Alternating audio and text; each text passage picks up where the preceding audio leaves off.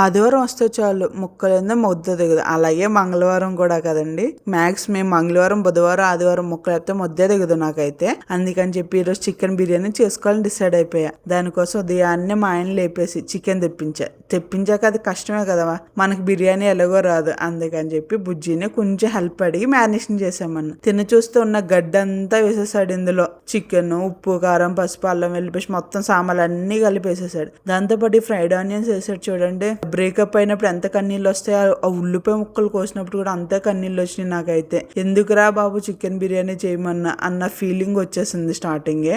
మా ఆయన చేత్తో మ్యారినేషన్ చేస్తే ఉంటది, ఆ చేతిలో ఏదో మ్యాజిక్ ఉందండి నిజంగా. ఇలానే 4 మాటలు మా ఆయనకి చెప్పేసి బిర్యానీ తనతోటే కుక్ చేయించానండి. ఇంకా చికెన్ మ్యారినేషన్ చేసుకుని పక్కన పెట్టేసుకున్నాడు అనమాట. ఒక 2 hours అలా మ్యారినేషన్ అవ్వాలంట. ఇలా రైస్ వండుదాం కదా అని చెప్పి ఎసరు పెట్టాడు. ఎసరులో మళ్ళీ అన్ని సామాన్లు వేసేసారనమాట.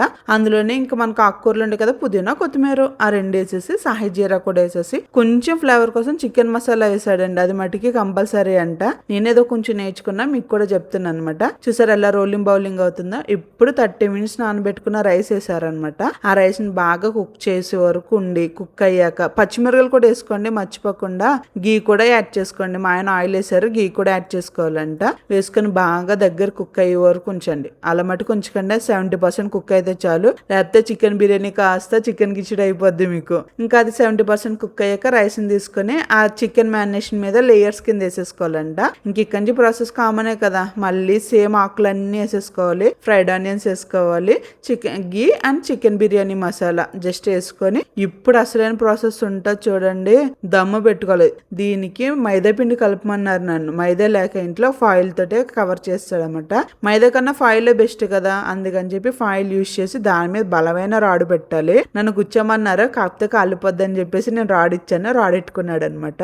ఇంకా రాడు పెట్టేసుకొని గ్యాస్ మీద పెట్టేశాడు అనమాట ఒక 5 minutes.